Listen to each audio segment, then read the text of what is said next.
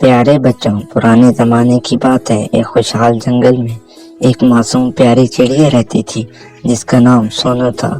ایک دن درخت پر بیٹھی یہ سوچ رہی تھی کہ میرے پاس کھانے کو کچھ نہیں ہے، اب میں کیا کروں۔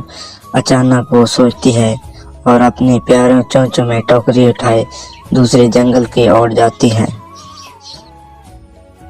یہ جنگل بہت ہی خوبصورت تھا، اس کا نام نیلم پور تھا۔ یہاں کے جانور بہت ہی اچھے اور خوش اخلاق تھے جو دوسروں کی مدد کرنا پسند کرتے تھے۔ بالآخر سونو اپنی پیاری دوست کے پاس پہنچ جاتی ہے جس کا نام چاندنی تھا۔ وہ چاندنی کے پاس ایک درخت کے اوپر بیٹھ جاتی ہے اور کہتی ہے کہ سونو، میرے پاس کھانے کو کچھ نہیں۔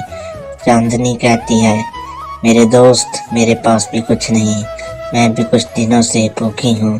وہ دونوں یہ سوچتی ہیں۔ چاندنی کہتی ہے کہ میرے پاس اس کا حل ہے، میں جانتی ہوں کہ ہماری کون مدد کر سکتا ہے۔ چاندنی زور سے بولی، سونو، میں جانتی ہوں وہ ضرور ہماری مدد کرے گی، آؤ ہم اس کے پاس چلتے ہیں۔ وہ دونوں اس کے پاس جاتے ہیں۔ بولی، کلی میرے دوست کیا حل ہے؟ کلی بولی، میرے دوست بہت اچھی، آپ سنو۔ سونو بولی، ہمارے پاس کھانے کو کچھ نہیں ہے۔ کلی بولی، میرے دوست فکر کی بات نہیں ہے، جتنا چاہو ادھر سے پھل لے جاؤ۔ وہ دونوں خوشی خوشی سے بہت سا پھل لیے اپنے جنگل واپس چلے جاتے ہیں۔ اس کہانی سے ہم کو یہ سبق ملتا ہے کہ دوست وہ جو مصیبت میں کام آئے۔